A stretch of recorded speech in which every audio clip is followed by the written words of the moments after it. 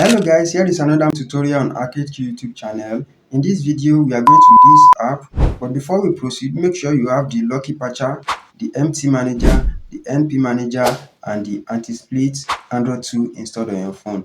Also, if you haven't subscribed to this channel yet, kindly hit the subscribe button below. Also, do not forget to turn on your notification bell so you can get notified of all our latest videos on this channel. So now, let's go.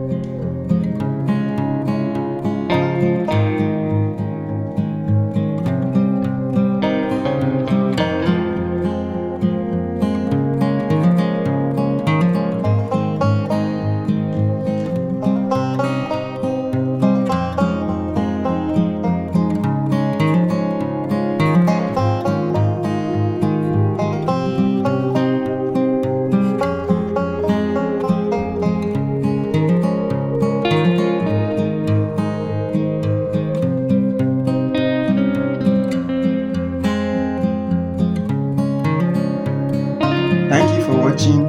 Make sure you subscribe. See you in the next